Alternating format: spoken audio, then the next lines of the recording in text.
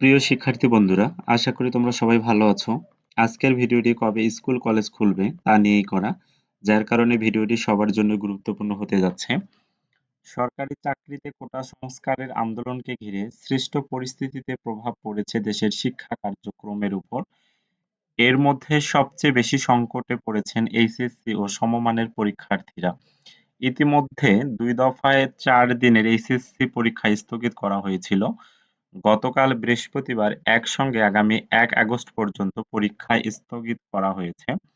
এই অনির্ধারিত বন্ধের প্রভাব পড়েছে শিক্ষার অন্যান্য স্তরেও। শিক্ষা মন্ত্রণালয় মনে করছে, এখন শিক্ষা প্রতিষ্ঠান খুলে দেওয়ার মতো পরিবেশ তৈরি হয়নি।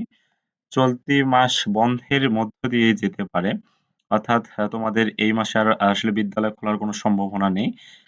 শিক্ষা মন্ত্রণালয়ের নীতি নির্ধারকেরা বলেছেন, তারা শিক্ষার্থীদের নিয়ে কোনো ঝুঁকি নিতে চান না।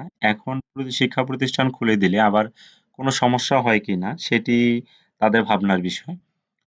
কোটা সংস্কারের আন্দোলনের পাশাপাশি সর্বজনীন পেনশনের প্রত্যয় কর্মসূচি বাতিলের দাবি পাবলিক বিশ্ববিদ্যালয়ের শিক্ষক ও কর্মকর্তা-কর্মচারীদের টানা কর্মবিরতিতে চলতি মাসের শুরু থেকে বিশ্ববিদ্যালয়গুলোয় অচল অবস্থা চলছিল। এর মধ্যে কোটা সংস্কার দাবির আন্দোলনকে ঘিরে দেশের বিভিন্ন এলাকায় সংঘাত-সংঘর্ষ শুরু হয়। পরিস্থিতি এমন অবস্থায় পৌঁছায় যে একের পর এক শিক্ষা প্রতিষ্ঠান বন্ধ করা হয়।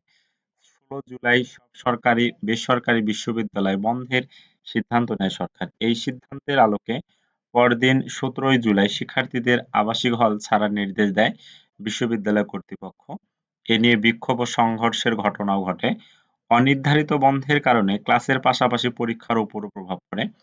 ১৬ জুলাই রাতে শিক্ষা মন্ত্রণালয়ের আওতাধীন মাধ্যমিক ও উচ্চ মাধ্যমিক পর্যায়ের সব শিক্ষা প্রতিষ্ঠান, স্কুল, কলেজ, মাদ্রাসা ও কারিগরি প্রতিষ্ঠান এবং পলিটেকনিক ইনস্টিটিউটগুলোর শ্রেণী কার্যক্রম পরবর্তী নির্দেশ না দেওয়া পর্যন্ত বন্ধের ঘোষণা দেয় মন্ত্রণালয়।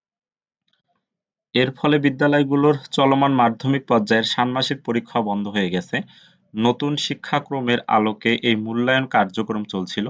ঢাকার একটি বিদ্যালয়ের এক সহকারী প্রধান শিক্ষক বলেন, বিদ্যালয় খোলার পর এই পরীক্ষার বিষয়ে সিদ্ধান্ত নেওয়া হবে। জানতে চাইলে মাধ্যমিক ও উচ্চশিক্ষা অধিদপ্তরের মহাপরিচালক অধ্যাপক নেহাল আহমেদ প্রথম আলোকে বলেন, সার্বিক পরিস্থিতি বিবেচনায় পরিস্থিতি স্বাভাবিক হলে স্কুল কলেজ খুলে দেওয়া হবে। সারা দেশের সরকারি প্রাথমিক বিদ্যালয়গুলো বন্ধ ঘোষণা করা হয়েছে।